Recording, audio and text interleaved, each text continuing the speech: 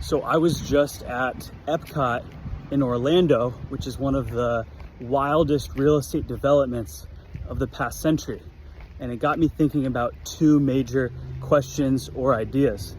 One of them is, what can you commit to, something that you build that could outlast your lifetime and still be around after you're not here? And the second is, what could you do that even if you fail, it would still change the world? Or should you take the advice of people that are telling you just to be more realistic? So when it comes to Walt Disney World and Epcot, everything that Walt Disney had in mind, things actually did not go as he planned. He's built this community that in its current form, millions of people have enjoyed, hundreds of millions of families, maybe even 1 billion families.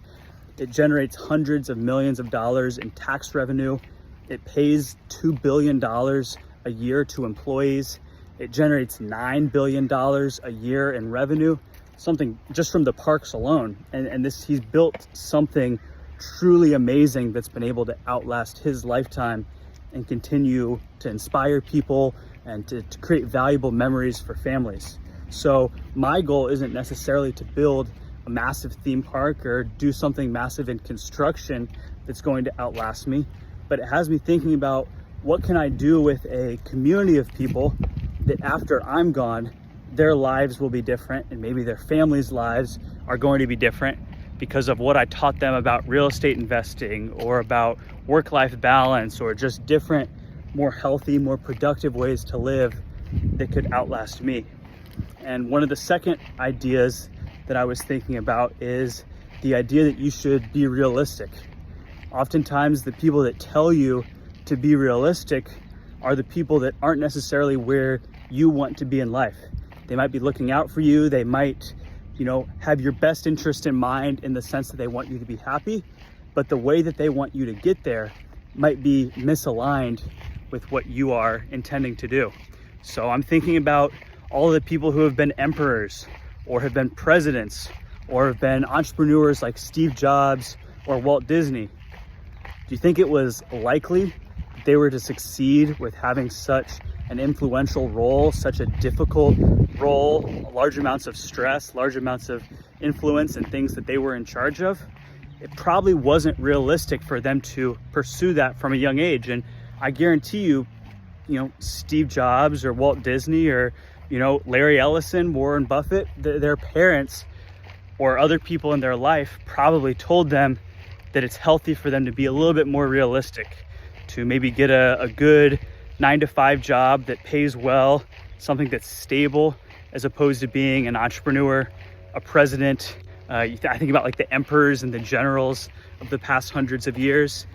I think that it can be good to have a plan. You shouldn't necessarily be unrealistic, but to do anything meaningful in life that will outlast you, if that's your goal, you need to be willing to have others around you tell you that your goals might not be accurate or might not be what they should be.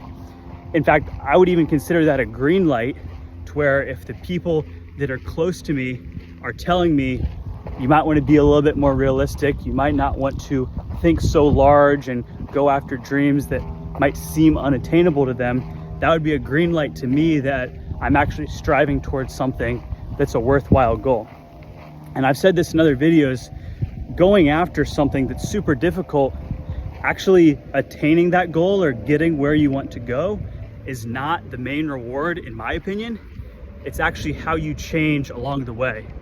The person that is required to build something like Disney World, or something that attracts millions or hundreds of millions of people to visit every year, is different than the person that was required to work at a theme park or something along those lines, where maybe it's more stable, but it's not going to outlast your lifetime. So those have been some of the themes I've been thinking about, is how can you be realistic to the point of, are you doing the daily tasks that really will lead you to that future goal?